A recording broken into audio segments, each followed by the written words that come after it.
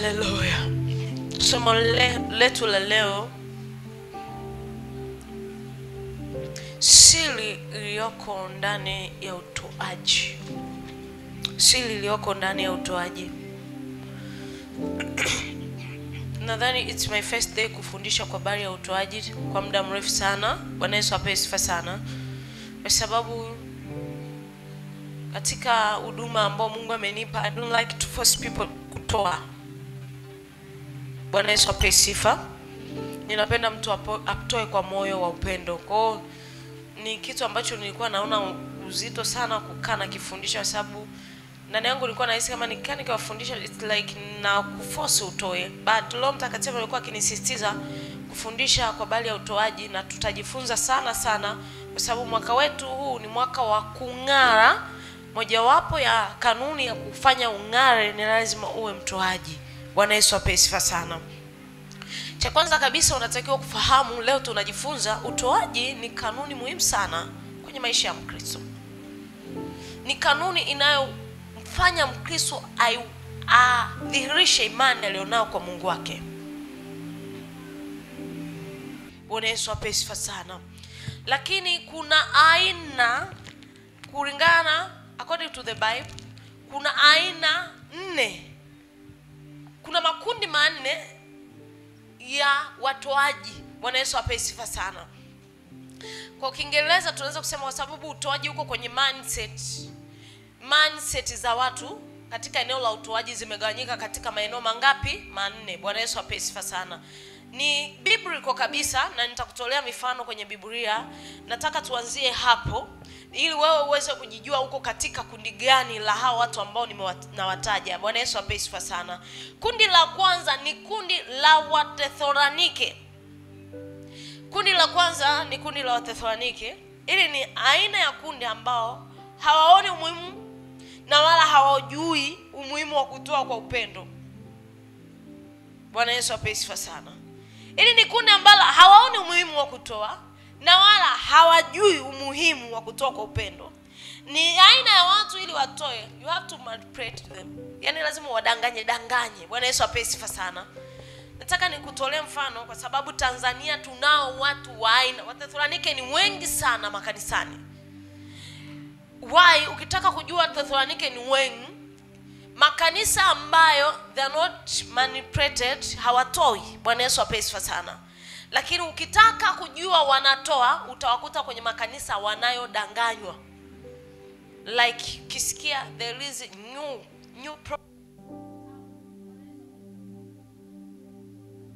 Mike, there is new prophet in town. Na hiyo prophet ili umuone inakulazimu utoe pesa. Bwana Yesu apewe sifa sana. Huko ndiko unawakuta aina ya Wathesalonike wamejazana na wanatoa hela, wakiambiwa nimeoneshwa baada ya siku 5-6 mtoto wako atapata shida fulani, ili uweze kuwa sawa unatakiwa kutoa. Na ndio maana unakuta ni wengi sana maeneo ya namna hiyo, kwa sababu wanatoa kwa kudanganywa na kwa mafundisho ya uongo.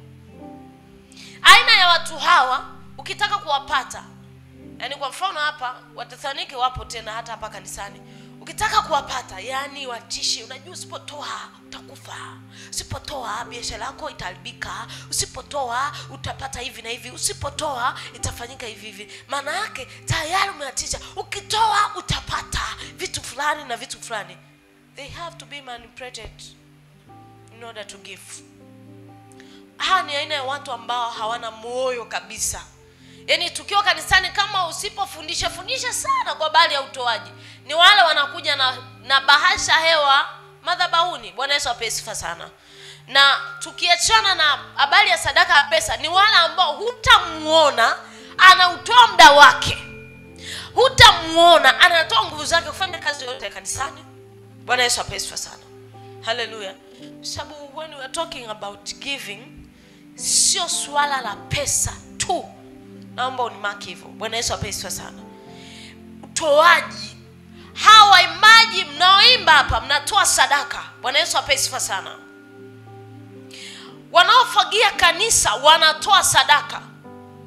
wanaopanga hivi viti wanatoa sadaka. Someone ambaye anasafisha kile choo ambacho wewe unaenda anatoa sadaka. Bwana Yesu apewe sifa sana. Si mnamwona PA anatoa sadaka kumhudumia mtumishi. Haleluya. Mpiga kinanda anatoa sadaka ya muda. Kuna sadaka ya muda, kuna sadaka ya nguvu, kuna sadaka ya pesa. Sasa ninapofundisha, usibezi macho yako yasitazame pesa tu, yatazame vitu vyote. Bwana Yesu apewe sifa sana. Haleluya. Aina ya watu hawa Mtume Paulo aliwaelezea sana. Kundi hili mitume walipokuwa kwa Wathesalonike iliwalazimu kufanya kazi. Iliwalazimu kufanya kazi ili wapate pesa, wasiwalemee, wasije wakaacha wokovu. Mtume Paulo alikuwa na hekima sana, akaona hao watu wakifundisha kwa habari ya utoaji, wao ni wale ambao na mindset watumishi wote ni wezi. Bwana Yesu apewe sifa sana. Yaani akiona ameanza sheko na zile comment, au ukiona mtumishi wote unakutana na comment, makanisa yana hela na mimi nianze kanisa, kama vile ni rahisi. Bwana Yesu apewe sifa sana. Yaani ni aina watu mindset zao zinawaambia kila aliyeitwa ambaye ni mtumishi wa Mungu anaiba. Bwana Yesu apewe sifa sana. Sasa ili Mtume Paulo aweze kuwapata nafsi zao zisipotee, ili mlazima afanye kazi, asiwalemee Wathesalonike wasije wakaacha wokovu kwa sababu amehitaji sadaka zao. Bwana Yesu apewe sifa sana. Haleluya. Tusome katika Wathesalonike wa kwanza sura ya Wathesalonike wa kwanza sura ya 2. Naomba unipe sikio ili ujue uko katika kundi gani. Wathesalonike wa kwanza sura ya 2 mstari wa 7. Nitasoma. Anasema hivi, ni Mtume Paulo. Bali tulikuwa wapole katikati yenu. Sasa hapa anaongea kwamba walikuwa wapole katikati ya Wathesalonike kama vile mlezi atunzavyo watoto wake mwenyewe. Kwa aliamua kuwa kama mlezi, aliwaona Wathesalonike kama watoto. Bwana Yesu apewe sifa sana. Hivyo nasi tukitumaini kwa upendo tuliona furaha kuwapa. Si injili ya Mungu tu. Yaani hawa Wathesalonike, ukiwa na kundi la Wathesalonike, yaani wao sio tu utawapa neno, utakulazimu wape na vitu vyako, utakulazimu wape na pesa. Bwana Yesu apewe sifa sana. Anasema sio tu injili, bali sio tu injili ya Mungu, bali na roho zetu pia, kwa sababu mmekuwa wapendwa wetu. Aliwapenda hivyo. Bwana Yesu apewe sifa sana. Anasema maana ndugu, mnakumbuka tabu yetu na masumbufu yetu. Yaani walitabika walipokuwa kwa Wathesalonike, kwa kuwa mchana na usiku tulifanya kazi, tusije tukamlemea mtu wa kweli awaye yote, tukahubiri hivi injili ya Mungu. Tulifanya kazi usiku na mchana, tusije tukawalemea. Maana alikuwa anajua hawa watu sio watu ambao wana mioyo ya kutoa kwa upendo. Kwa one of the way kuwasaidia ili roho zao ziokolewe, wabaki na sadaka zao. Bwana Yesu apewe sifa sana. Ni wao mitume walikuwa inawalazimu kufanya kazi mchana na usiku ili wasiwalemee. Bwana Yesu apewe sifa sana. Na anasema ninyi ni mashahidi na Mungu pia, jinsi tulivyokaa kwenu ninyi mnaoamini, kwa kuwa utakatifu na haki bila lawama. Aina ya watu hawa ili wasikulaumu, usiwaambie toa. Bwana Yesu apewe sifa sana. Hili ni kundi la Wathesalonike, yani ili wasikie raha. Shia kwa wale makanisa wameweka na bango sadaka sio lazima. Hapo ndo unasikia raha. Amen. Si hapo. Tena mengine sio tu bango, hata unatangaza sadaka sio lazima makanisani. Kwa hiyo pale anasikia raha. Pesa yangu hailiwi. Amen. Na Wathesalonike wako wengi sana makanisani. Ukitaka kuwajua, unaweza kumkuta kanisa ambalo halilazimishi kutoa hatu, ila akienda makanisa yale ambao anaambiwa yani usipotoa, Bwana ameniambia hivi na hivi, toa kiasi hiki, wanatoa. Na unakuta wanauza hadi nyumba watu. Serious?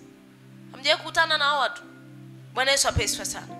Wanauza nyumba, wanagombana, familia zinasambaratika kwa sababu they are they have been manipulated ili watoe. Bwana Yesu apewe sifa sana.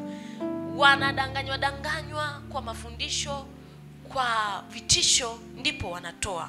Bwana Yesu apewe sifa sana. Haleluya.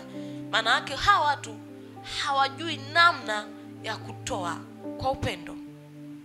Ili upate pesa yao lazima wadanganye. Sasa na watumishi, kwa sababu tunapenda hela pia, Bwana Yesu apewe sifa sana, na Wathesalonike ni wengi makanisani, inabidi tutumie tu mbinu ili tupate hela zenu. Tupate hela yako, maisha yetu yafanye nini? Yaende. Sisi sio kama mtume Paulo. Haleluya. Lakini mimi sio miongoni mwa hao. Amen. Bwana Yesu apewe sifa sana. Mimi sio miongoni mwa wale ambao wanahitaji kudanganya ili utoe. Ukijisikia kutoa utatoa, usipojisikia ni amani kwa kuimradi nafsi yako iokoke, baki na sadaka yako. Amen. Haleluya. Naamini Wathesalonike leo mtahama huku, tuhamie kwenye kundi lingine leo. Amina. Mpo wengi ambao yani ili waambie, jamani, usipokuja kufanya kazi kufagia kanisa utapata laana, unajua no. Haleluya. Kundi namba 2 ni kundi la Wakorinto. Ina ya kundi ambalo wanajua umuhimu wa kutoa, but yani ni wazito kuchukua hatua. Ni mtu ambaye anajua lakini hachukui hatua.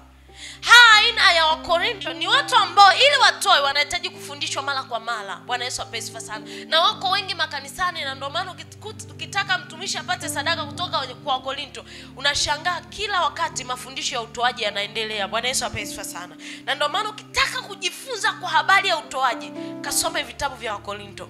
Mtume Paulo alikuwa anafundisha sana kwa habari ya utoaji kwa Wakorinto sana, kwa sababu ni aina ya watu ni wanajua umuhimu wa kutoa. Ili watoe wanatakiwa wa motivate kwanza kwa neno. Bwana Yesu apewe sifa sana.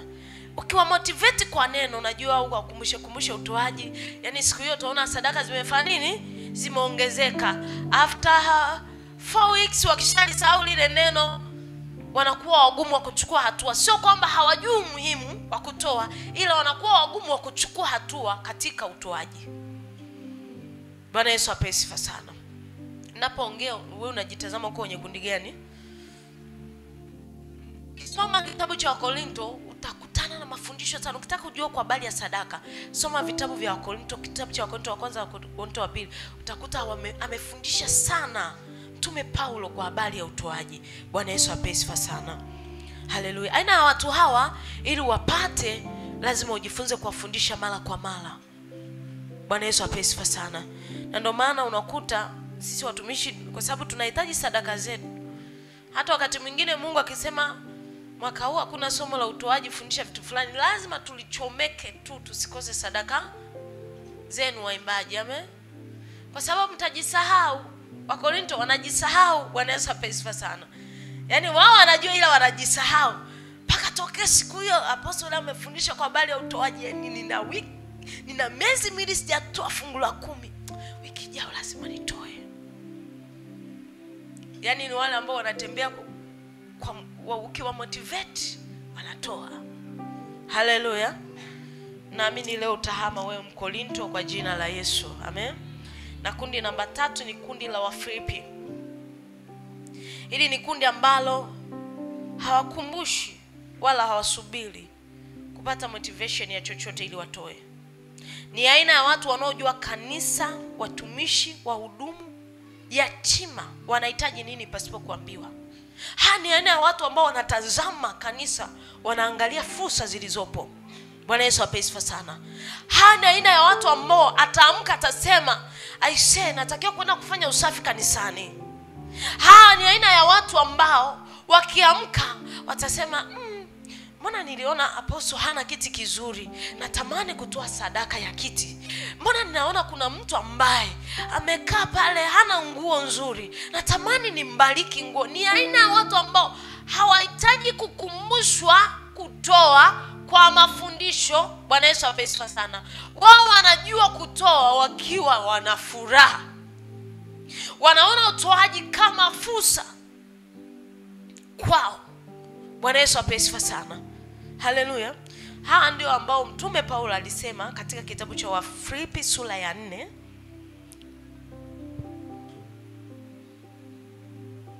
Wafilipi sura ya 4.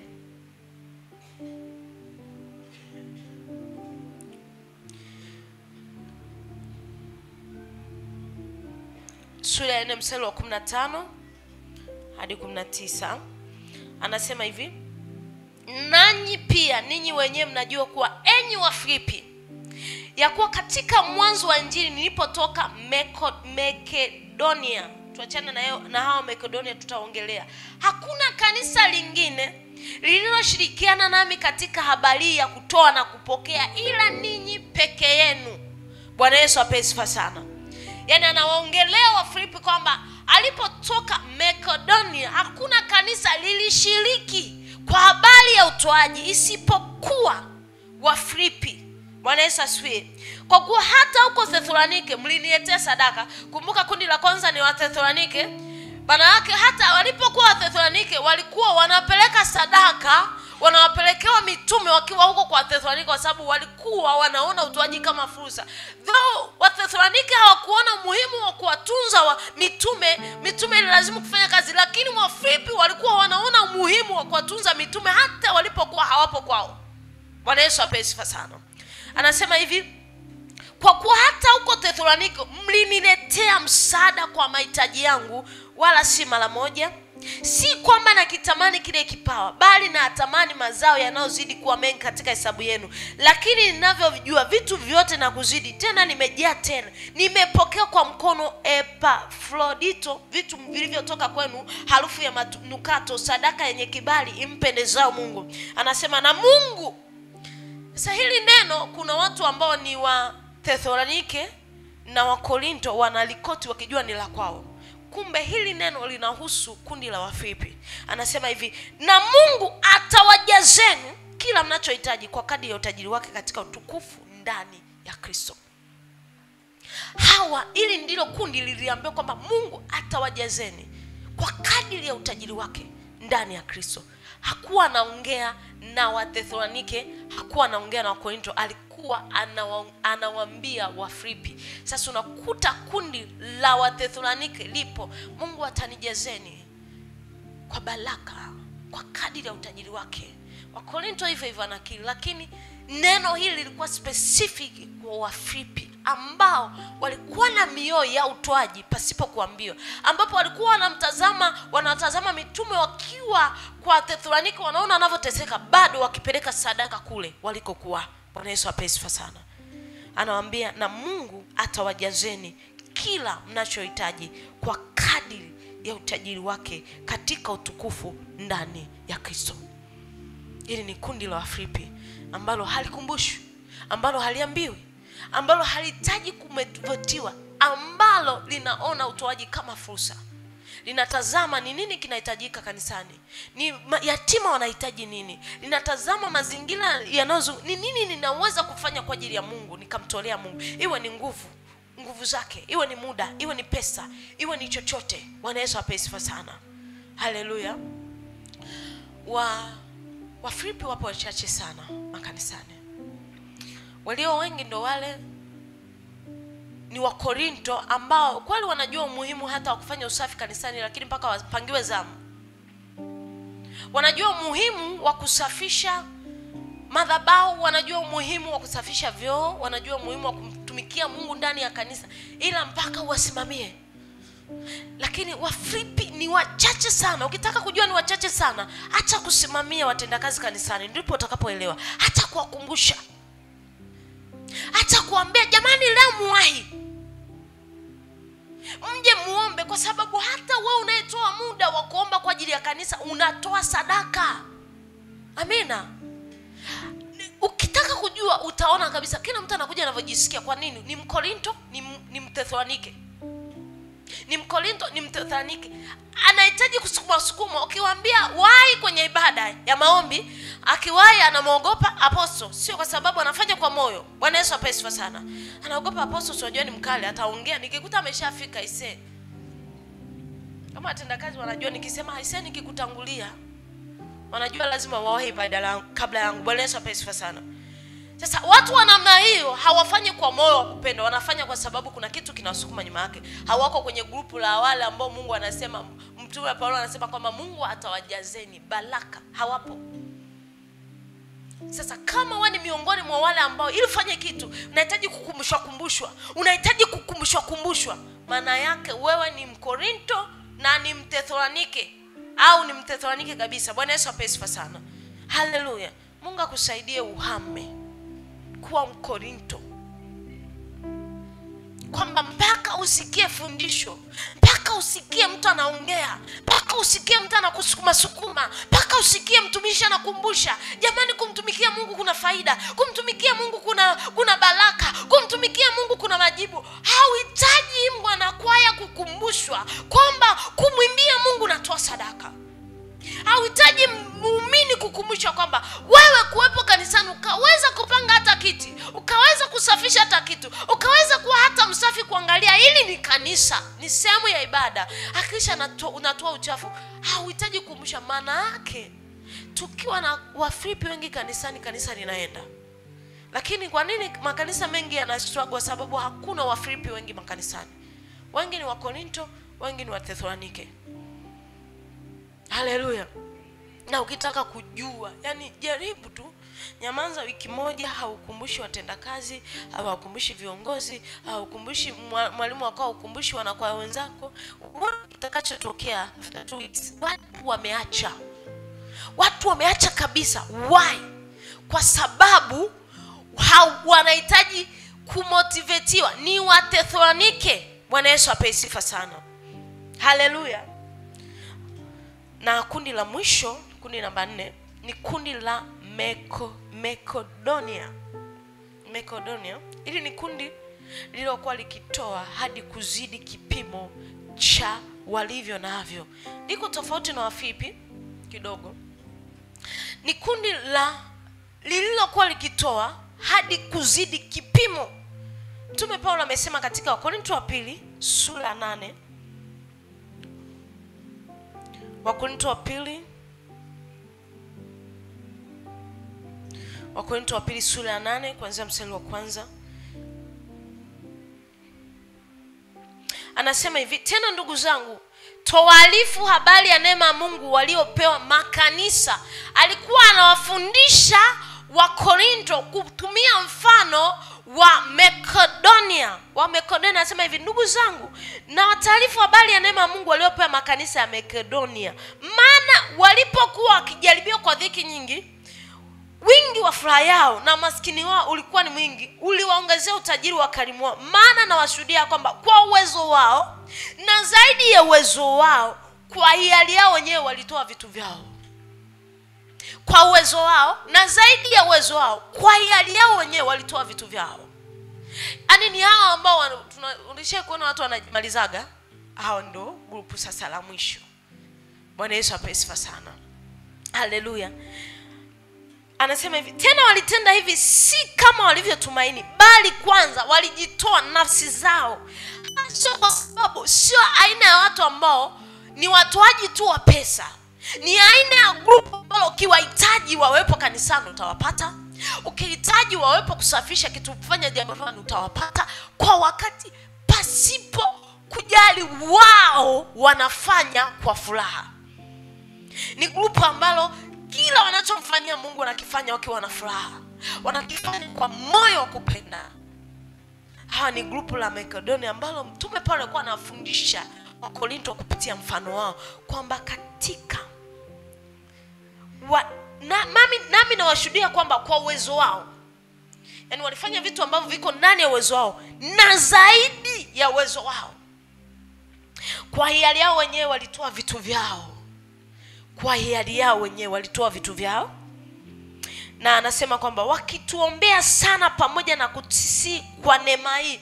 Hawakuishia kuomba, walikuwa wanatoa muda kutoa pesa. Walikuwa wanatoa muda wao kuwaombea mitume.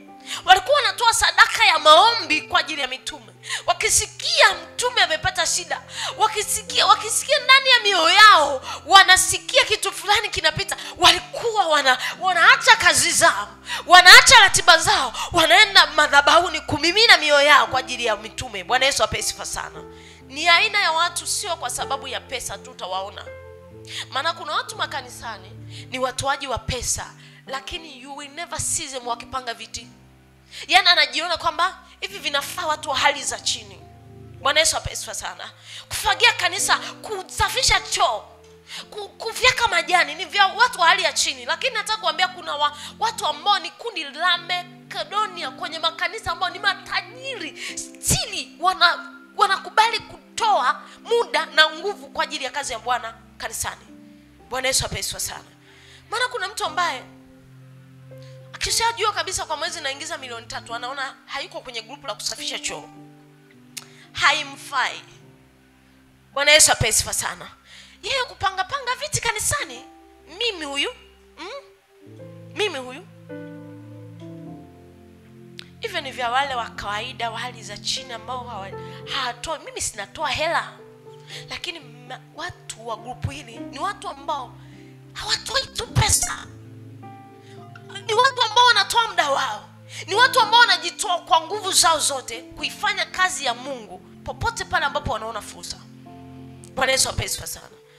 Ni wale ambao unaweza kukuta muda wao wa kufanya mambo yao ni mchache, lakini muda wa kufanya kazi ya Mungu, wa kutoa sadaka ni mkubwa sana kwao. Bwana Yesu apewe sifa sana. Hawajali, wanatoa zaidi ya vile walivyonavyo. Haleluya. Watu wa aina hii ni wachache, na ni wachache sana makanisani. Kama hapa kwangu bado sijaona. Bwana Yesu apewe sifa sana. Bado tunahitaji labda leo Mungu ahamishe baadhi ya watu kutoka kwenye magrupu ya Wafilipi waingie kwenye nini? Kwenye Makedonia. Haleluya. Bado sana. Tuna Wakorinto, Wafilipi wachache sana. Wakorinto wengi, Wathesalonike wapo pia, wengi tu. Bwana Yesu apewe sifa sana. Haleluya. Ambaye hajatoa hapa lakini akikutana na mtumishi anapenda sana kutolewa unabii wa aina hizo. Niambie, mtumishi nimeota ndoto. Yaani nimeambia na hii inabidi utoe sadaka. Hafikiri mara mbili, anaenda kuchomoa anatoa. Bwana Yesu apewe sifa sana. Hebu tamani kuwa katika grupu ambalo linamtolea Mungu. We are not talking about money only. Bwana Yesu apewe sifa sana. Tunaongea kwa habari ya muda wako, kwa habari ya nguvu zako, kwa habari ya watu mtaani ambao unaona kabisa kwamba unahitaji kutoa sadaka kwao. Bwana Yesu apewe sifa sana. Haleluya. Hawa ni watu ambao si hawakuishia kanisani, walikuwa wanatazama hata mtaani. Kanisani wakimwona mtu hana chakula, wanakuja na Jumapili na kilo ya maharage wanampatia. Mama, Mungu nimejisikia nikubariki na hii kilo ya maharage. Nimejisikia nikubariki na 10,000. Bwana Yesu apewe sifa sana. Nimejisikia nikubariki na hela ya sukari. Ni aina ya watu ambao wanatazama hata watu wenye changamoto kanisani, kwa sababu mhudumu yoyote wa kanisani ni mtumishi wa Mungu. Haleluya. Yeyote yule ambao unambariki ukijua anatoa sadaka, sadaka inanena. Sadaka sio lazima iwe ya madhabahuni. Sadaka yote unayotoa sehemu yoyote itoke juu unamtolea Mungu. Haleluya. Umeona waimbaji wana sweti, ngoja nitawaletea, hawanaga hata vitambaa. Nitawaletea vitambaa, ni sadaka. Wana sweti unakuta wanafanya hivi tu na mikono. Sijamwongelea mwalimu hapa wala sijamtaja. Amina. Mimi nimeongea waimbaji wote. Bwana Yesu apewe sifa sana. Wanasema ngoja Jumapili nitawaletea nini? Yaani royal heart. Yaani do you know the meaning of royal heart? Yaani ni mioyo ambayo shakutana na mtu wa namna hiyo. Yaani ni moyo ambao hata kama ana 1,000 anasikia furaha kutoa 100 ya fungu la 10. Kwa sababu utoaji sio wingi wa sadaka, ni moyo wa mtu. Bwana Yesu apewe sifa sana. Anajisikia furaha, anajisikia amani. Yaani ni wale ambao walikuwa wanatoa wakiwa wana furaha. Ulishaikuona mtu ambaye anamtumikia Mungu, she is happy, yaani anafurahia namna unavyomtumikia Mungu, anavyotoa sadaka ya muda, anavyofagia kanisa, anasikia furaha. Kuna watu wanakuja unasikia umenuna kwa sababu wamepangiwa zamu. Na mpo, ninaongea watu ambao nawajua kabisa. Bwana Yesu asifiwe sana. Amenuna kuvuta tu vumbi. Yaani mtu hawezi kusema jamani, ni sadaka unatoa. Kwa nini Roho Mtakatifu ameleta hili somo? Anataka bariki watu ndani ya kanisa. Anataka bariki watu. Tuwe Wafilipi ambao na Mungu atatujazeni kwa kadiri ya utajiri wake. Yaani ukihama kwenye level ya kulazimishwa kufanya jambo, ndipo utaona Mungu akifanya mambo makubwa kwenye maisha yako. Ukihama kwenye level ya kukumbushwa kufanya kitu fulani, yani wewe moyo wako unajiambia kwamba I have to do it kwa sababu simfanyie mtu namfanyia Bwana. Haleluya. Hawa ni aina ya watu. Wakorinto wanazila ni wale ambao kinisema vibaya nimeacha kuimba, kama vile anamwimbia aliyemsema. Yani ukiniangalia vibaya naacha huduma, naacha kufanya kitu fulani, kama vile anamfanyia yule naye yule aliyemfanyia kile kitu hajui kama anamfanyia Bwana. Bwana Yesu asifiwe sana. Anasema lolote mnalolifanya lifanyeni kwa moyo wa upendo. Haleluya. Wangapi tumeelewa? Wangapi umeshajiona kwenye kagrupu fulani na unamwomba Mungu akuhamishe huko? Amina. Haleluya. Na Roho wa Bwana kusaidie. Wathesalonike mpo? Bwana mmekuwa wazi wengine. Wakorinto mpo? Wafilipi mpo? Wale Makedonia mpo? Nataka kuwaona. Hamna bado. Bwana Yesu asifiwe sana. Tunataka muhame. Wale Wafilipi ni wachache sana mkanisani. Wachache sana. Wachache sana. Makedonia wapo wanakuja bado. Ingia sasa direct leo na Mungu akusaidie kwenye kundi hili ambalo halikumbushwi, haliambiwi, linatazama utoaji kama fursa. Linafanya kwa moyo wa furaha, sio kwa kulazimishwa. Sio umenuna kwa sababu katibu na mzee wa kanisa wamekupangia kufagia. Umeonekana umeshushwa class. Na hivyo nina hizi kubwa ndefu kama ya mama. Yaani mimi unanipangia chooni, Nao nimevaa nguo yangu no. Bwana Yesu asifiwe sana. Mungu akusaidie uhame kwenye grupu lilo kuepo, ingia kwenye grupu ambalo at least wale Wathesalonike hamieni kwa Wakorinto kidogo. Wakorinto hamieni kwa Wafilipi. Wafilipi nendeni kwa Makedonia. Amen. Unaweza kutoka kwa Wathesalonike ingia direct kwa Makedonia, na Roho Mtakatifu akusaidie uwe na shauku ya kumtolea Mungu. Tunaenda kuingia kujifunza mambo muhimu yaliyoko katika utoaji ambao vitakuendeleza kukupa shauku ya kuhama kwenye kundi ulilokuepo kuingia kwenye kundi lingine. Amina. Mambo muhimu nimeandika hivyo kama Roho wa Bwana hivyo nifundisha ya kuzingatia kwenye kanuni za utoaji.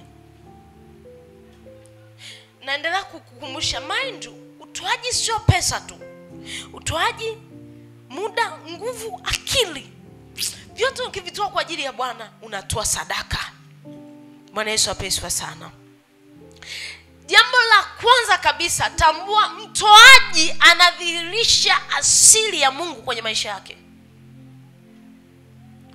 Kwa nini? Mungu ni mtoaji.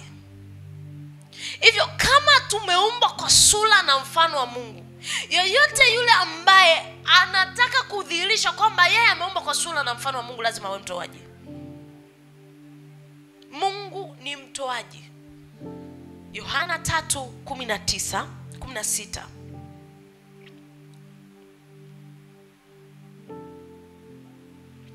Yohana 3:16 neno la Mungu linasema, kwa maana jinsi Mungu aliupenda ulimwengu hata akamtoa. Aliupenda ulimwengu hata akamtoa. Alitupenda kwanza akatoa. Maana yake wewe ukitaka kudhihirisha kwamba wewe ni mfano wa Kristo, lazima utoe kwa upendo. Bwana Yesu asifiwe sana. Akamtoa mwanawe wa pekee ili kila amwaminie asipotee bali awe na uzima wa milele. Maana yake unataka kudhihirisha kwamba wewe ni mwana wa Mungu, umeumba kwa sura na mfano wa Mungu, lazima uwe mtoaji. Bwana Yesu asifiwe sana. Ndio maana alisema katika kitabu cha Mwanzo, hapo mwanzo Mungu alimuumba mwanadamu kwa sura na mfano wake. wewe ni mfano wa Kristo. Bwana Yesu apewe sifa sana. Wewe ni mwana wa Mungu. Kama ni mwana wa Mungu lazima uishi kama baba yako alivyoishi. Baba yako ni mtoaji. Unawezaje kusema wewe ni mwana wa Mungu alafu usio mtoaji? Bwana Yesu apewe sifa sana. Mungu hakumtoa mwanae mpendwa Yesu Kristo tu aje, alimtoa kama sadaka kwa ajili yetu. Amina. Ndio maana leo hii tuna neema ya wokovu kwa sababu ya sadaka iliyotolewa ya mwanae mpendwa Yesu Kristo. Na Yesu Kristo hakuja kujitoa kama sadaka, hakutoa mali tu, hakutoa pesa. Tunaona alikuwa ametoa muda wake, alitoa cheo chake. Yaani alikuwa ni mtu ambaye ni mwana wa Mungu, ana wadhifa. Bwana Yesu apewe sifa sana. Lakini alivua uungu. Kwa alitoa hadi thamani yake ya uungu kwa ajili yako. Alitoa muda wake kwa ajili yako. Alitoa nguvu zake kwa ajili yako. Sasa kama Mungu alikuwa mtoaji kupitia Yesu Kristo, why wewe ambao unajiita mwana wa Mungu sio mtoaji? Kwa utoaji ni njia kudhihirisha kwamba wewe ni mwana wa Mungu kweli. Haleluya. Tumeelewa? Katika kitabu cha Yohana 3:17, Yohana wa kwanza 3:17. Neno la Mungu linasema, lakini mtu akiwa na riziki ya dunia kisha akamwona ndugu yake ni mhitaji, akamzuilia huruma zake, je, upendo wa Mungu wakaa ndani yake? Yaani anajiuliza, je, wewe ukimwona ndugu yako ana changamoto, upendo wa Mungu wakaa ndani yako? Imagine inawezekana una mipochi mingi ndani kwako. Bwana Yesu apewe sifa sana. Na kila Jumapili unakaa karibu na mama ambaye pochi yake imechoka. Alafu unamwangalia tu unasema, huyu mama naye, alafu unacheka.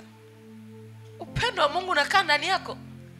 Kwa nini usimwambie mama, Jumapili nina sadaka kidogo kwa ajili yako? Amen.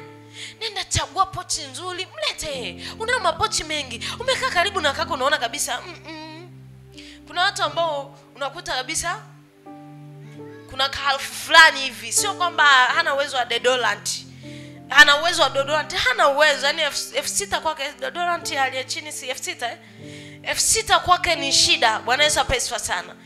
Badala ya kumnunulia wewe una kazi ya kumsema ila yule kaka ananuka, ila yule dada ananuka. Upendo wa Mungu haukai ndani yako. Bwana Yesu apewe sifa sana. Mungu anataka utoaji usiwe tu kwamba natoa sadaka na zenyewe hautoe vile Mungu anavyotaka. Hata watu ambao wako kama kanisani tukijifunza kuishi namna hiyo, unamtazama mtu unaona kabisa okay, mbona naweza nikamsaidia, mbona na vitu zaidi ambavyo naweza nikafanya kwake, ukafanya. Maana yake unaudhihirisha upendo wa Kristo kwenye maisha yako. Bwana Yesu apewe sifa sana. Umemwona mtu kiatu chake kimekaa hivi na una viatu vingi ndani na unaona kabisa mnaweza kuvaliana, nenda kambebe kiatu, mwambie nimejisikia kukupa hii sadaka yangu. Bwana Yesu apewe sifa sana. Haumpi yeye, unampa nani? Mind you, tutakuja kusoma utajuaje unampa Mungu uko mbele ya safari. Bwana Yesu apewe sifa sana. Haleluya. Kwa mtu yote ambaye ni mtoaji anadhihirisha asili ya Mungu. Sasa kama wewe unatoa mradi unatoa, maana haujui kwamba wewe umeumbwa kwa sura na mfano wa Mungu. Hata kama unajua, akili yako inasahau. Yoyote anayejua ameumbwa kwa sura na mfano wa Mungu, na Biblia inasema kwamba jifunzeni kwangu mimi ni mpole na mnyenyekevu, lazima awe mtoaji. Na sio mtoaji tu. Kwa nini? Mtoaji ambaye anatoa kwa upendo. Kwa sababu Mungu hakumtoa mwanae mpendwa, alianza kutupenda. Utoaji unasukumwa na upendo. Niwahi kufundisha hicho kipande kidogo kwenye ishara za Roho Mtakatifu, mnaokumbuka kwamba utoaji unasukumwa na upendo kwanza. You love, you give. Bwana Yesu apewe sifa sana. Ukimpenda Kristo, ukimpenda Mungu sana, utatoa sana. Ukimpenda Mungu kidogo, utatoa kidogo. Ukimpenda mradi unampenda kwa sababu unaogopa vitu fulani, utalazimishwa kutoa. Lakini kama unampenda Mungu genuine, utakuwa mtoaji. Bwana Yesu apewe sifa sana. Haleluya. Mungu akupe neema ya kudhihirisha asili yake kwenye maisha yako. Watu wakikuona wasema aise, huyu ana Mungu. Amen. Sio kwa sababu unatembea, ni kwa sababu una upendo, unatoa. Huwezi kusema napenda afu utoi. Bwana Yesu apewe sifa sana. Wale ambao uko kwenye mahusiano, mtu anakuambia anakupenda from January December, wale mabinti unamwelewaga Hajawahi kukupata kavocha. Unamwelewa? Si mnawaitaga mabaili? Bwana Yesu asifiwe sana. Sasa kama tu mnataka duniani mtu akionyesha na kupenda akupe ndipo uamini, wahi kwa Mungu. Mungu alionyesha kutupenda akatoa mwanae mpendwa Yesu Kristo. Huwezi kusema unampenda Mungu hautoi, hauna pesa, toa muda, toa nguvu. Bwana Yesu asifiwe sana. Mungu anaujua moyo wako. Anajua kwamba hauna, anajua kabisa mafungu la 10 la wiki unayo 1000 kwa sababu umepata 10,000 kwa wiki. Bwana Yesu asifiwe sana.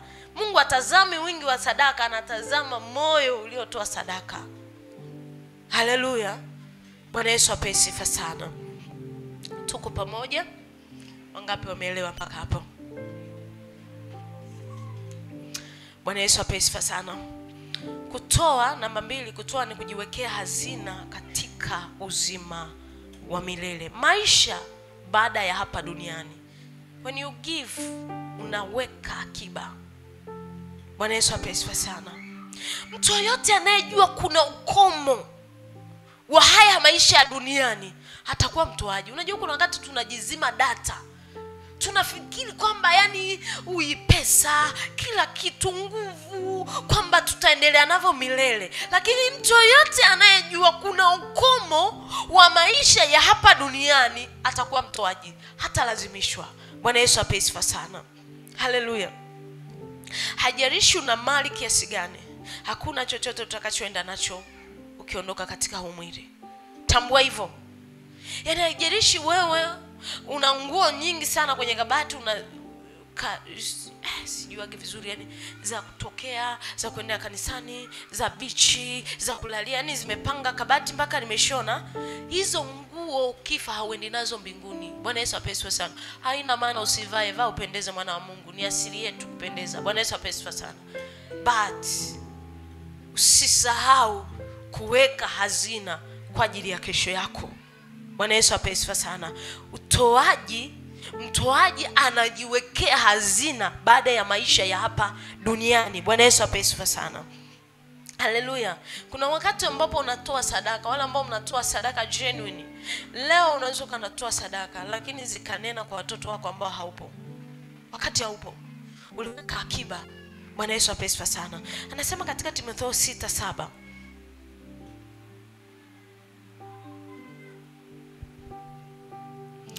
Nafsi yangu ya kutamani, roho yangu yaona kiu, kama yara atamanivyo maji ya mto. Baba, nafsi yangu ya kutamani. Wathesalonike wa kwanza 6:7. Timotheo wa kwanza, not Wathesalonike. Timotheo wa kwanza 6:7 anasema kwamba kwa maana hatukuja na kitu tena hatuwezi kutoka na kitu. You know kwamba baada ya maisha hapa duniani hautaondoka na chochote. Kwa hiyo wekeza kwenye uzima wa milele, weka akiba ya kesho ambapo kuna maisha baada ya hapa duniani. Bwana Yesu asifiwe sana. Toa nguvu zako, toa muda wako, toa pesa zako, toa vitu vyako, chochote ambacho una uwezo kiko ndani ya uwezo wako kukitoa, kitoe kwa ajili ya Bwana, kwa ajili ya kesho yako. Haleluya. Bwana Yesu asifiwe sana. Haleluya. Ndio maana neno la Mungu anasema katika kitabu cha Mathayo 6:19. Mathayo 6:19.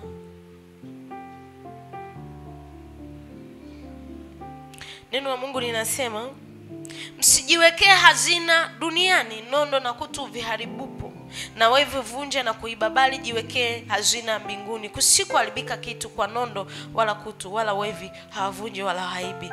Kwa kuwa hazina yako ilipo ndipo utakapokuwa na moyo wako. Tukiwa tunasoma hili neno hatujuagi tunajiwekeaje. Tunajiwekea kwa kutoa. Bwana Yesu apesiwa sana. Unapotoa muda, unajiwekea hazina. Yaani muda wako unaotoa kwa ajili ya Bwana, unajiwekea hazina mbinguni. Nguvu zako unazitoa kwa ajili ya Bwana, unajiwekea hazina mbinguni. Pesa unazitoa kwa ajili ya Bwana, unajiwekea hazina mbinguni, ambapo hakuna wevi, hakuna kutu, hakuna wevi anaweza kaingia kuiba. Badala ya maisha utavuna ulichokipanda. Kwa nini amesema tutavuna tulichokipanda? Mbegu nini? Ni sadaka. Bwana Yesu apesifa sana. Kwa baada ya haya maisha tutavuna tulichokipanda. Usije ukajiona labda uko mbele kanisani au uko vipi uko, unaweza ukashangaa mbinguni hakuna chochote ulichotunza kule. Bwana Yesu apesifa sana. Hakuna hazina yako kule mbinguni. Kwa sababu ukiwa hapa duniani ulijisahau. Ulifikiri baada ya haya maisha utaenda na hizo hela, utaenda na hizo sifa, utaenda na nguvu zako, utaenda na uzuri wako, utaenda na everything ambacho unakiona kwamba huwezi kutoka kwa Bwana, utaenda nacho. Lakini baada ya haya maisha kuna thawabu. Thawabu inatengenezwa hapa duniani ulipo leo. Bwana Yesu apesiwe sana. Hallelujah. I'm speaking to somebody. Naongea na watu. Nasema tusijiwekee hazina duniani. Just imagine unamaliza masaa mengi, unafanya mambo duniani mengi kwa muda mwingi, lakini Mungu unampa extra, yani haka kadogo, take it. Na penyeni kwa sababu tu ni desturi. Ulizoea kuwepo kanisani, kwa uoni shida, nasema Jumapili siwezi kuwa nyumbani, lazima niende church kwa sababu ni desturi. Ulikuwa unaona nyumbani wanaenda kanisani. Bwana Yesu apesiwe sana. Toa hazina ya maana kwa ajili ya ufalme wa Mungu. Mengine yote ni ziada Mungu atakupatia. Bwana Yesu apesiwe sana. Mfano Yusufu ukisoma habari yake alipokuwa Egypt, alitoa sadaka. Najua kwenye huduma watu unapofanya kusudi ambalo Mungu amekupa, unatoa sadaka. Bwana Yesu apesiwe sana. Alitoa sadaka akasababisha watu wasife kwa njaa. Ndugu zake wakapata neema kwa sababu ya sadaka aliyoitoa. Bwana Yesu apesiwe sana. Alipokufa akaondoka. Biblia inasema alipokufa akaondoka katika mwili. Ndugu zake walisurvive kama miaka 100 kwa sababu ya ile neema ambayo Yusufu, ile mbegu Yusufu aliyoipanda. Yusufu hakuachia majengo. Aliacha matendo mema kwa ajili ya ndugu zake. Aliacha sadaka aliyopanda. Na Biblia inatuambia kwamba alipokuja mfalme ambaye hawajui, ndipo aliwageuka, ambaye hamjui Yusufu. Lakini wale waliokuwa wanamjua Yusufu walifanya ndugu zake wakaishi maisha ya ustawi, maisha ya kuongezeka, maisha ya amani. Yule mfalme ambaye alikuwa mjui Yusufu ndiye alikuja kuwageuza kuwa watumwa. Bwana Yesu apesiwe sana. Kumbe sadaka yako inaweza kufanya watoto wako wakawa salama kesho ambapo haupo. Kuna watu unatoa sadaka leo unaweza kufikiria ni kawaida, lakini kuna kesho ambapo utakuwa haupo. Hata ndugu zako Mungu atawakumbuka kwa sababu ya sadaka ulizotoa, muda uliotoa. Bwana Yesu apesiwe sana. Na mama, unajua mimi nimejifunzaga, nimekulia kwenye familia ya kichungaji. Kuna mama mmoja, kila tukimaliza ibada alikuwa anasubiri nyote mtawanyike, apange viti, afagie. Hajarishi mna njaa nyie mnakimbizana kwenda nyumbani, lakini ilikuwa na assignment yake anaifanya kwa moyo wake mmoja, kwa akili zake mmoja. Yaani alikuwa anafanya kwa moyo mpaka kila mtu alikuwa anamjua kanisani. Hakuwa na pesa nyingi, ila alikuwa ni mtoaji wa muda wake. Kila mtu alikuwa anamjua kanisani. Lakini kuna watu wanafikiria kwamba watu wenye hela ndio wanajulikana kanisani. Fanya, toa sadaka hata kujitoa kanisani uone kama hawatakujua. Bwana Yesu apesiwe sana. Hata kama hauna hela, ukitoa sadaka watu wanakuona, jamani kuna yule mama kila Jumapili lazima asafishe choo, kila Jumapili lazima asafishe kanisa. Utajulikana hata kama hujawahi kutoa 100,000 kanisani. Bwana Yesu apesiwe sana. Yule mama alijulikana.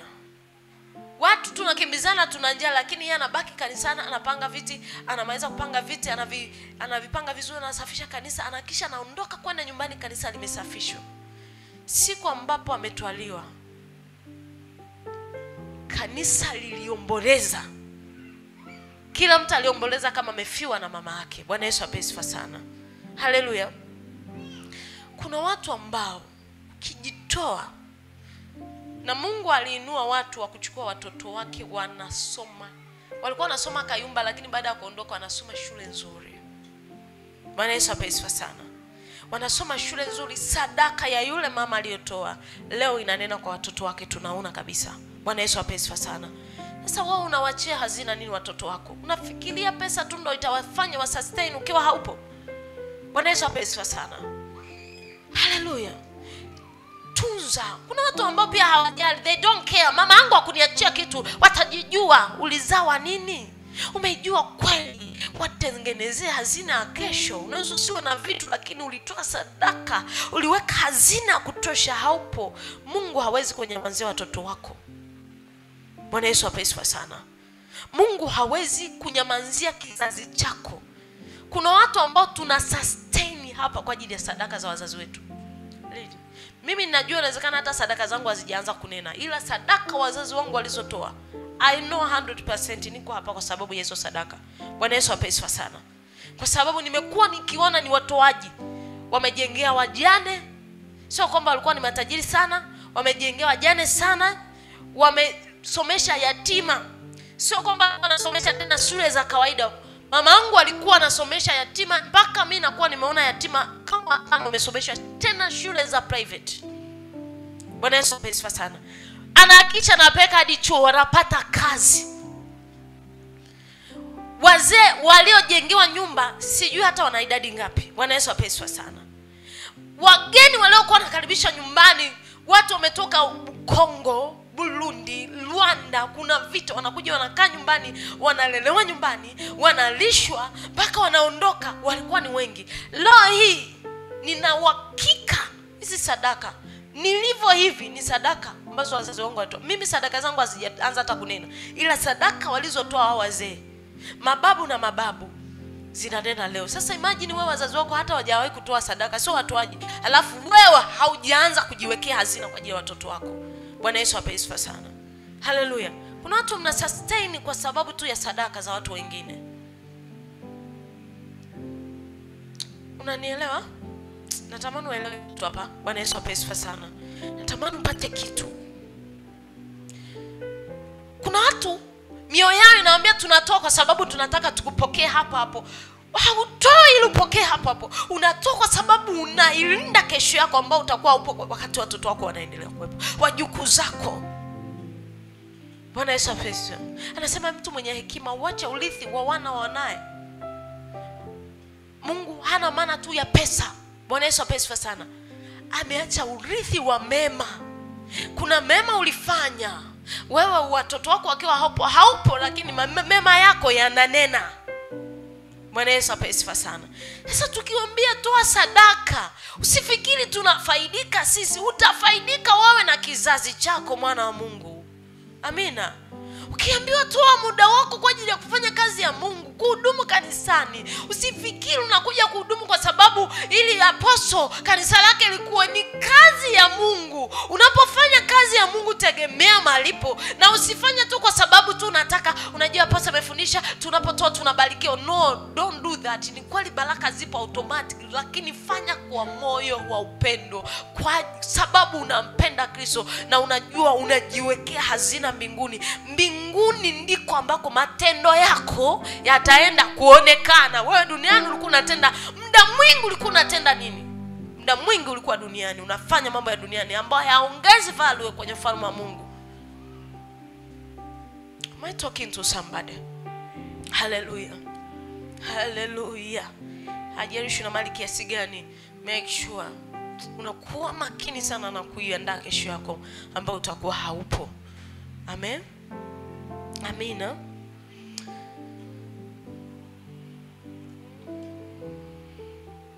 Kuna watu ambao leo ukiwatazama inawezekana unatoa sadaka, zitanena kesho ambapo haupo. Zitanena pale hauna nguvu. Zitanena pale ambapo huwezi kuwatetea watoto wako. Hauko na watoto shule. Dunia imeharibika. Bwana Yesu apewe sifa sana. Dunia ina mambo mengi. tunaona watoto wa kiume, lakini hauko na watoto wa shule. Sadaka uliotoa kwa ajili ya watoto wako itaenda nao. Bwana Yesu apesiwe sana. Itaenda nao. Ibrahimu hakuwa na somebody yule namsahau jina. Hakuwa na yule mtoto wake ambaye hakuangamia Sodoma na Gomora. Bwana Yesu apesiwe sana. Lakini wengine wote waliangamia, lakini sadaka alizotoa Ibrahimu zilinena kwa ajili ya yule mtoto, akaokoka yeye na nyumba yake. Bwana Yesu apesiwe sana. Kuna vitu unatoa vitaokoa kizazi chako. Kuna muda unatoa usisikie kwamba nimechoka. Kuna muda unatoa, kuna nguvu unatoa, kuna pesa unatoa, kuna vitu unatoa, vitanena kesho. Matendo yako yatakufuata baada ya maisha haya duniani. Bwana Yesu apesiwe sana. Haleluya. Panda mbegu sana kwa kadiri uwezavyo. Kwa kadiri uwezavyo.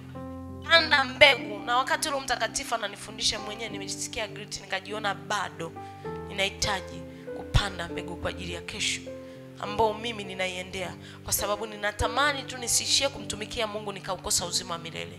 Bwana Yesu apesiwe sana. Nisiishie kuhubiri nikakosa uzima wa milele. Just imagine tumeamua kuacha mambo ya club, sio kwamba si huko hakutupendezi, Bwana Yesu apesiwe sana. Tumeamua kuacha ya duniani, alafu unaingia jehanamu na mtu ambaye aliamua kupiga kweli kweli duniani. Itaumiza. Haleluya. Jua unaiandaa kesho yako. Fanya matendo mema. Panda mbegu kwa ajili ya kesho yako. Utavuna usipozimia moyo. Haleluya.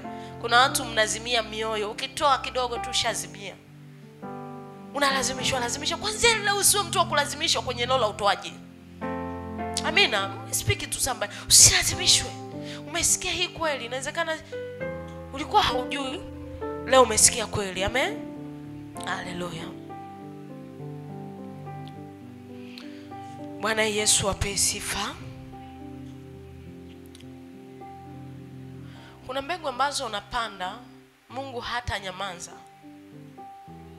Anasema nalikuwa kijana na sasa ni mzee, sijawahi kuona mwenye haki wala watoto wake wakiombaomba barabarani. Ni Daudi anasema. Inawezekana wewe umeishi maisha ya shida, kwa sababu inawezekana huko nyuma hakuna sadaka zinazonena kwa ajili yako. Labda kuna sadaka za kafara ya damu ya nini zinanena, lakini anza kuitengeneza kesho yako. Itengeneze leo, panda mbegu. Na alikuwa kijana na sasa ni mzee, sijawahi kuona mwenye haki wala watoto wake wakiombaomba barabarani. Watoto wako hawatakuwa ombaomba kama utaamini katika kupanda mbegu leo kwa ajili yao. Unaweza kaona nitawachia viwanja, nitawajengea apartment, visiwafanye wa watoto bora uliotamani kuwaona, lakini kama ukipanda mbegu kwa ajili yao ukawaona wanakuwa watoto bora kesho kwa sababu ya mbegu uliotoa. Ndio maana nasema tusijiwekee hazina duniani. Haina maana usiwajengee, do it. Bwana Yesu apesiwe sana. Lakini kikubwa cha kwanza, priority yako iwe kwa ajili ya uzima wa milele, maisha yao ya kesho, ya ulimwengu wa roho, ndiyo udili nayo sana mwana wa Mungu. Bwana Yesu apesiwe sana. Hallelujah. I remember one day tulikuwa na maombi na huduma fulani ya kuombea watoto kwa siku 21, na tulikuwa tunakula matunda tu kwa siku 21. Bwana Yesu apesiwe sana. Jioni tunakula matunda tu na maji, ndio tulikuwa tunaruhusiwa. Na nilikuwa unataja mtoto mmoja mmoja, I do it faithful. Niliomba kwa uaminifu. Nikawa kila siku ya Mungu natoa sadaka na nena kwa ajili ya watoto. Bwana Yesu apesiwe sana. Na siku moja nimelala, nikamwona binti yangu wa kwanza mkubwa, yuko form 3 now, amebadilika, amekuwa kama mtoto. Bwana Yesu apesiwe sana. Amekuwa kama mtoto. Nikajiuliza ni nini? Afu uko shule nikawa napata shida sana na shule niliompeleka. Bwana Yesu apesiwe sana. Najiuliza kuna nini? Nikaendelea kuomba, nikapata amani. Those kupata clear shida. Aliporudi kutoka shule, nadhani mwaka jana, nikana muona yuko kama ana attack hataki, yani maana madonda tumbo, yani unajua hauelewi ni nini kimempata. Akila kidogo analia mpaka anazimia. Bwana Yesu apewe sifa sana. Yani hawezi kula chakula. Nakumbuka ile kongamano la wanafunzi, Bwana Yesu apewe sifa sana. Nadhani mlikuwepo. Alikuwa ni mtu ambaye alifunguliwa sana hapa. Bwana Yesu apewe sifa sana. Alikuwa naomba sana na Mungu akamfungua. Guess what ambacho Mungu amefanya kwake? Kwanza baada ya kumaliza ile kongamano nilimshangaa. Alikuwa ni mvivu hivi. Nikashangaa, ni anabidi anaamka mapema anafanya kazi. Anaomba yule mtoto, nikaanza kushangaa. Mbona anaomba mpaka ananishtua? Yaani utamsikia anaomba lisali moja, mawili anaomba tu yuko ndani. Kana jiuliza na nini? Bwana Yesu apewe sifa sana. Nikamhamisha shule nikamleta tu hapa Goba, yuko Goba. Bwana Yesu apewe sifa sana. Amen. Tumeenda visiting day, shule nzima anajulikana, anaombea wagonjwa na wanapona. Ninaamini ni mbegu ambazo nilikuwa natoa kwa ajili yake. Bwana Yesu apewe sifa sana. Nikabaki najiuliza ni nini? Tena anakuambia bisa, wewe huogopi wasipopona? Anasema mimi naamini watapona. Kwa watu wanakuja, wanaombewa, wanapona. Kwa shule nzima anajulikana mama mchungaji. Bwana Yesu apewe sifa sana. Ni mbegu ambazo tunapanda kwa watoto wetu. Usifikiri kwa sababu yeye anaomba sana. Kuna wazazi wake nyuma wanafanya vitu ambavyo Mungu hawezi kusahau, kalama na vipawa ambavyo Mungu ameweka ndani yake. Hawezi kubali adui aibe. Bwana Yesu apewe sifa sana. Kuna vitu kifanya adui hata kubali shetani aibe hatima ya watoto wako. Kuna sadaka ukitoa Mungu hata kubali, hata kama una watoto Mungu atasimama kwa ajili ya ndugu zako, kama ambavyo Mungu alisimama kwa ajili ya ndugu zake Yusufu wakiwa Egypt. Bwana Yesu apewe sifa sana. Kuna sadaka, toa kwa kadri unavyoweza. Toa muda wako, toa pesa, toa kadri unavyoweza. Toa muda wako kuomba kwa ajili ya watoto wengine. Bwana Yesu apewe sifa sana. Mimi wakati huo sikuwa naomba tu kwa ajili ya watoto, nilikuwa naombea hata watoto wengine. Bwana Yesu apewe sifa sana. Mimi niliwahi kupewa sementi ya kuombea watoto wa darasa la 4. I prayed sana. Na nilikuwa naomba, lakini Mungu ananiambia omba. Niliomba na that day kumbuka kama nimewahi kuomba namna hii. Niliomba kwa ajili ya watoto wa darasa la 4 na nikasikia Mungu ametoa mzigo. Zile sadaka nilizokuwa zinanena zinaenda hadi kwa watoto. Bwana Yesu apewe sifa sana. Usimwone mtoto mwenzako kaanza kumsema vibaya, toa sadaka, muda wako muombee. Mungu ataenda kwa watoto wako pia. Usimwone mtu anapitia changamoto kwenye ndoa ukaanza kumsema, toa sadaka ya kumwombea. Muombee ndoa yake iwe na amani. Mungu atashughulika na ndoa yako pia. Bwana Yesu apewe sifa sana. Am I speaking to somebody? Hallelujah. Bwana Yesu atukuzwe. Naamini kabisa leo Bwana anasema na maisha yetu leo. Anasema na maisha yetu leo. Utoaji wako wa leo na tafsiri kesho yako.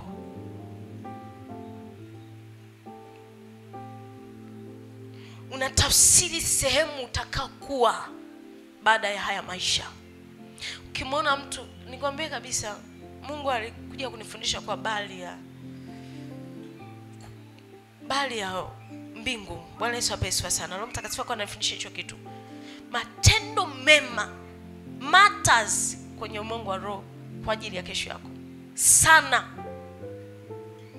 Kujitoa kwa ajili ya Mungu. Mkumbuke Musa alijitoa sadaka kwa ajili ya wana wa nini? Wa Israeli, kuwapeleka nchi ya ahadi. Lakini hata alipokosea mwisho wa safari, bado Mungu hakuruhusu shetani achukue roho yake.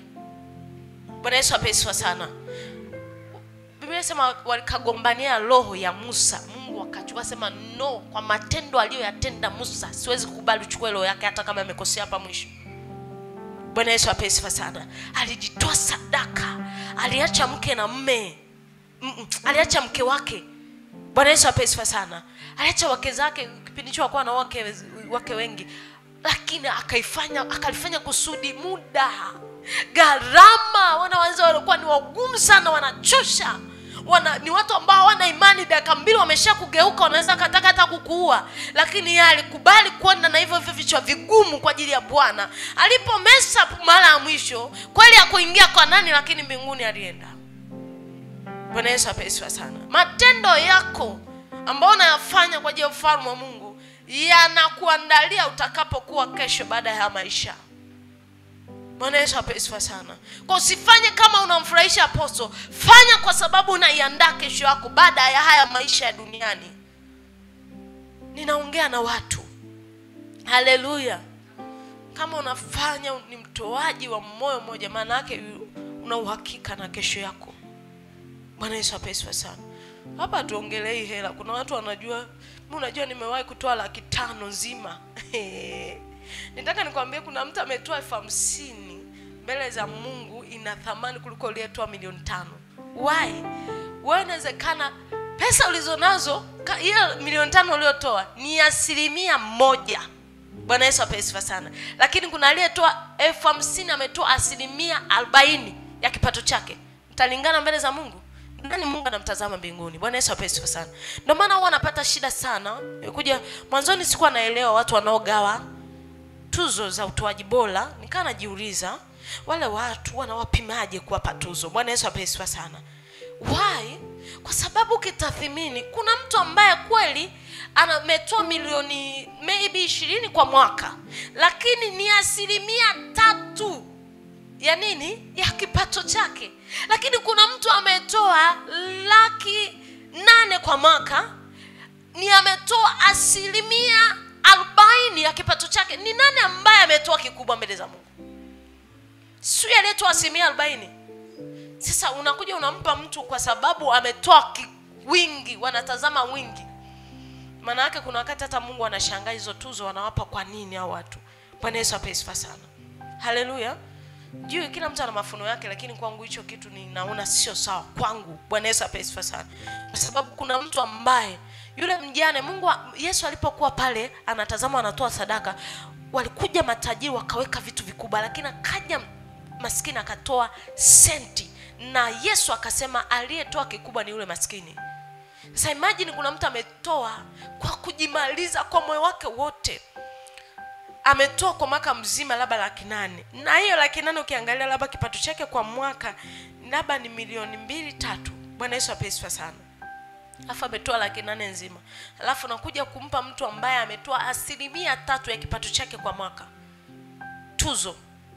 Maana yake hata Mungu mwenyewe anajiuliza, anashangiliwa huyu wakati mbingu hazimshangilii. Bwana Yesu apewe sana. Haleluya. Tuko pamoja wapendwa. Tamani sana kuwa mtoaji. Katika kitabu cha Mathayo 25:32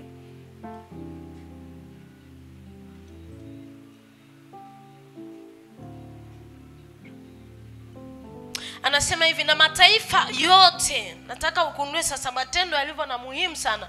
Vitu tunavyovitoa hapa duniani vilivyo na muhimu sana baada ya maisha. Anasema na mataifa yote yatakusanyika mbele zake, naye atawabagua kama vile mchungaji abaguavyo kondoo na mbuzi. Ataweka kondoo mkono wa kuume na mbuzi mkono wake wa kushoto. Kisha mfalme atawaambia wale walioko mkono wa kuume, njooni mliobarikiwa na Baba yangu, urithini ufalme mlioweka tayari tangu kuumba ulimwengu.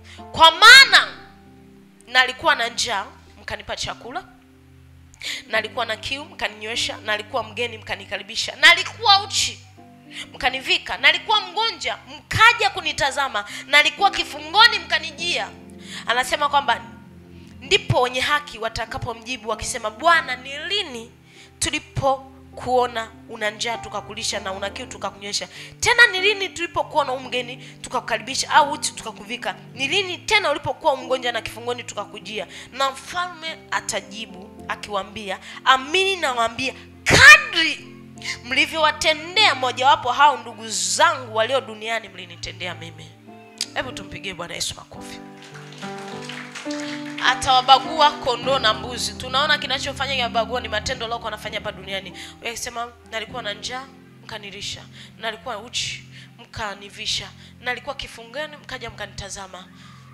Kuna mambo mengi inawezekana hajataja. Nilikuwa naumwa mkaniombea. Bwana Yesu apewe sana. Mlifanya huduma yangu kanisani, kaeni mkono wa kuume. Wakajiuliza, sasa ni lini tulikupa? Akasema, kwa kadri mlivyowatendea wale walioko duniani mlikuwa mnanitendea mimi. Bwana Yesu apewe sana. Sasa wewe unamuona mtu, unamuona apostle wakati unatoa sadaka, unamuona mtu wakati unafanya kitu fulani, utashangaa matendo yako hayaonekani, kwa sababu hukuwa unafanya kwa ajili ya Bwana, ulikuwa unafanya kwa ajili ya watu ili wakufurahie, ili wapendeze. Kuna wengine ambao wakifurahi ndipo wanapotoa, yani wafurahishe mioyo yao ifurahi, yani akiwa na mambo yake moyoni hutamwona kitoa. Bwana Yesu ape sifa sana. Akikasika no kanisani mmemuuzi sasa. Msihesabu sadaka yake. Msimeniuzi, yani mama amenisema na ile fungu la 10 silileti, anaenda nalipiga. Unampa mwanadamu, unampa Mungu. Bwana Yesu ape sifa sana. Unaacha kuja kufanya huduma kanisani, unamfanyia mwanadamu, unamfanyia Mungu. Inaumiza sana, kwa sababu watu wengi tunafanya vitu tukifikiria hatujui kesho yetu. Lakini leo natamani ujue kuna kesho. Matendo yenu yatawafuata. Amen.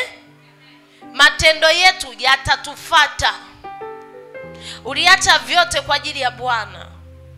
Ulikubali ufunge biashara yako ili uende kanisani kwa ajili ya Bwana. Uende ukaifanya kazi yako kwa ajili ya Bwana. Bwana Yesu ape sifa sana. Haina maana kwamba usifanye kazi zako, lakini tafuteni kwanza ufalme wa Mungu na haki yake, na hayo mengine ni ziada mbele za Bwana. Bwana Yesu ape sifa sana. Haina maana tuwe kama wajinga, kwa sababu wakati mwingine unahitaji mwanasaikolojia, kuna Wakristo wanahitaji waende wakaombea kwa sababu wanautiliwa ubongo. January kuanzia Monday to Sunday yuko kanisani tu, hana anachokifanya, anasema Bwana atatenda.